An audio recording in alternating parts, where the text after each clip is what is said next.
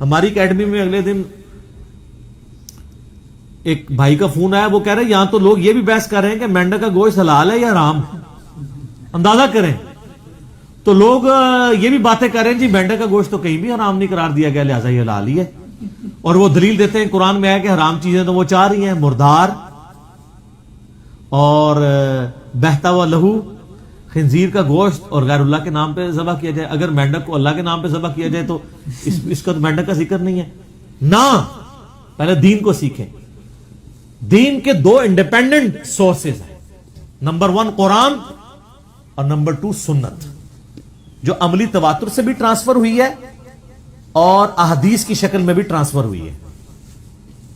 جو چیزیں قرآن کے اندر ایڈریس نہیں ہوئی ہیں, سنت میں ان کی ڈیٹیلز موجود ہیں.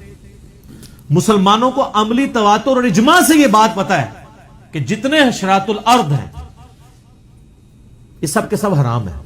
دنیا کا کوئی مسلمان دنیا کا کچھوے کو یا مینڈک کو یا مگرمچھ کو یا سانپ کو حلال سمجھتا ہے. یہ نسل در نسل عملی تواتر سے چل رہی ہے چیز, اجماع امت ہے.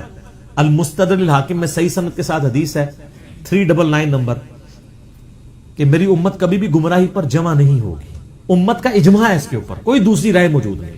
ویسے دلائل بھی موجود ہیں, میں کیٹیگوریکل بات کر رہا ہوں. جب اجماع ہو تو پھر دلیل کی ضرورت نہیں ہوتی. پوری امت کا اجماع ہے نا, جس طرح کہ نماز قبلہ رخ پڑھنی ہے. اب کوئی کہے جی کہاں لکھا ہوا ہے, یہ دکھانا ضروری نہیں ہے کیونکہ اجماع ہے. دکھائی وہاں پہ جائے گی دلیل جہاں پہ 2 رائے ہوں. اگرچہ سورہ بقرہ میں 2 رکوع ہیں کہ آپ نے نماز قبلہ رخ پڑھنی ہے, لیکن اس کے بغیر بھی عملی تواتر سے آج قرآن دنیا سے اٹھ بھی جائے تب بھی مسلمانوں کے بچے مسلمان خود قبلہ رخی نماز پڑھیں گے, کیونکہ ان کو نسل در نسل نبی علیہ السلام سے صحابہ میں, صحابہ سے تابعین میں, اس طرح نسل در نسل دین ٹرانسفر ہوا ہے. جو اجماعی باتیں ہیں, جو بدعات ہیں, میں ان کی بات نہیں کر رہا. بدعت پھر اجماعی بھی نہیں ہوتی, وہ ہر علاقے کی ڈیفرنٹ ہوتی ہے. اجماع ہر جگہ کا ایک ہی ہے. پوری دنیا میں آپ کہیں چلے جائیں, مسلمان اپنے مردوں کو قبلہ رخ دفناتے ہیں. آج آپ دنیا سے ساری دین کی کتابیں بھی ختم کر دیں, مسلمان اپنے بچوں کو قبلہ رخ ہی دفنائیں گے, اپنے ماں باپ کو قبلہ رخ ہی دفنائیں گے. کیوں؟ اجماع اور عملی تواتر سے چل رہا ہے. سورۃ المائدہ کی آیت نمبر 96 میں آتا ہے کہ جو پانی کے جانور ہیں تمہارے لیے حلال کر دیے گئے. پیورلی پانی کے جانور, چاہے وہ سمندری ہوں چاہے دریائی. اب پانی کے جانور کون سے ہیں؟ مچھلی, کیکڑا, ویل مچھلی, شارک مچھلی, یہ سب کے سب جانور حلال ہیں. بلکہ بخاری مسلم میں حدیث ہے, ابو عبیدہ ابن جراح کے ساتھ صحابہ کہتے ہیں ہم ایک سفر میں تھے تو ایک بہت بڑی مچھلی جو ہے وہ سمندر کے کنارے سمندر نے پھینک دی. ہم 15 دن تک کھاتے رہے, اور جب اس کی پسلیاں جوڑی گئیں تو ایک اونٹ سوار اس کے نیچے سے گزر سکتا تھا. تو اتنی بڑی ویل مچھلی ہو سکتی ہے نا. تو ویل مچھلی اگرچہ میمل ہے لیکن ہے سمندر کا جانور. سمندر کے جانور کی ڈیفینیشن ہے جو پانی سے نکالنے سے مر جائے وہ سمندری جانور ہے. اکثر لوگ پوچھ رہے ہوتے ہیں جھینگا, جھینگا اگر ہوا میں زندہ رہتا ہے تو حرام ہے, اور اگر ہوا میں مر جاتا ہے تو حلال ہے. تو حلال ہے.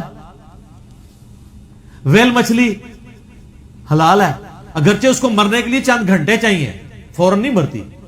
کیکڑا بھی کافی دیر تک زندہ رہتا ہے لیکن الٹیمیٹلی ماری جاتا ہے. لیکن کچھوا پانی سے آپ باہر بھی نکالے نہیں مرے گا, سانپ نہیں مرے گا, مینڈک نہیں مرے گا. مینڈک کا پتہ لگ گیا, مینڈک نہیں مرے گا, تو وہ سمندری جانور نہیں ہے. اچھا, اس کے علاوہ مگرمچھ نہیں مرے گا, دونوں جگہ زندہ رہتا ہے, تو یہ پانی کا جانور نہیں ہے. پانی کے سارے جانور ایون مردہ حالت میں بھی اوپر آ جائیں حلال ہیں. سمندری مردار بھی حلال ہے. اسی لیے ان جانوروں کو ذبح بھی نہیں کیا جاتا. مچھلی کبھی کسی نے ذبح کی ہے؟ کیوں؟ کہ اللہ نے اس کو حلال کر دیا. وہ مر جائے گی تو وہ آپ کھا سکتے ہیں. البتہ مینڈک کے حوالے سے اللہ سے حدیثیں بھی موجود ہیں.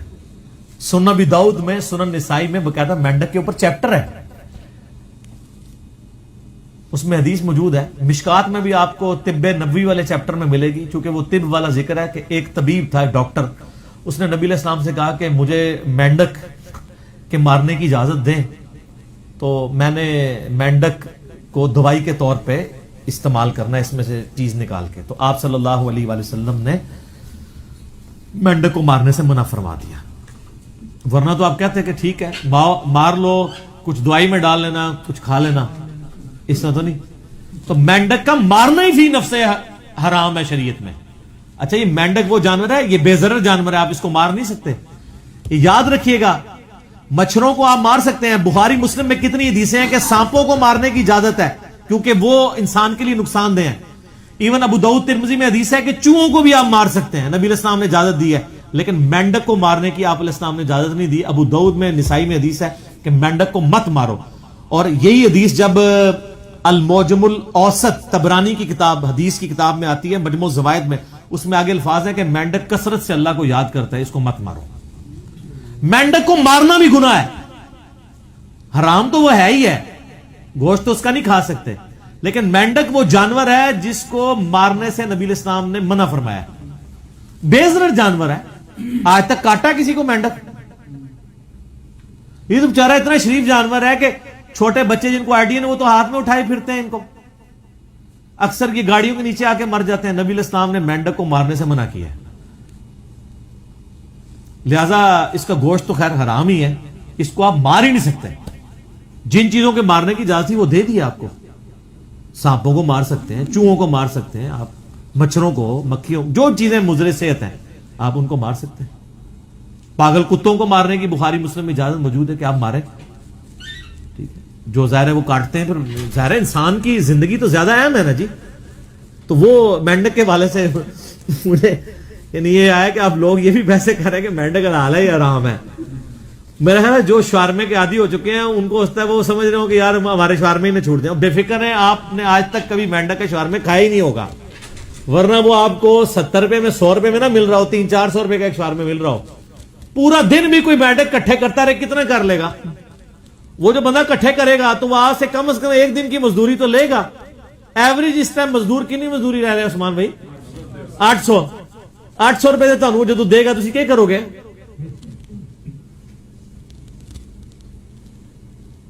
تو یہ یعنی اہمی لوگوں نے مشہور کر دیا ہوا ہے مینڈک والا معاملہ. اور اس کو میں کہتا ہوں کہ اس کا نوٹس لینا چاہیے. یہ لاہور کے اندر جو کچھ ہوا ہے اور لوگوں کو اس حوالے سے ایجوکیٹ کرنا چاہیے. باقی جو چیزیں حرام ہیں وہ میں نے آپ کو بتا دی ہیں. سورۃ النحل کی آیت نمبر 115 میں کلیئر کٹ آیا ہے, سورۃ المائدہ میں بھی آیا ہے, سورۃ الانعام کے اندر بھی آیا ہے کہ تمہارے لیے حرام کیا گیا ہے مردار, چاہے حلال جانور بھی مر جائے ادر دین مچھلی, وہ حرام ہی ہے. اور بہتا ہوا لہو, ایک لہو ہوا ہے جو گوشت کے اندر ہے وہ حلال ہے, جو ذبح کے وقت گرتا ہے. اور خنزیر کا گوشت اور جس کے اوپر غیر اللہ کا نام لیا جائے ذبح کے وقت. البتہ میرا پچھلے دنوں ایک کلپ بھی ریکارڈ ہوا ہے یہ کمانڈوز کے حوالے سے, کیونکہ وہ کیٹاسٹرافک کنڈیشن میں ہوتے ہیں, ان کو بعض کا لائف بچانے کے لیے یعنی سانپ وغیرہ اور یہ چیزیں کھانی پڑ جاتی ہیں. ان کا معاملہ بالکل الگ ہے. ان کو آپ یعنی جب ایسی کنڈیشن بن جائے, باقی میں نے ڈیٹیلز اسی کلپ میں بنائی ہے,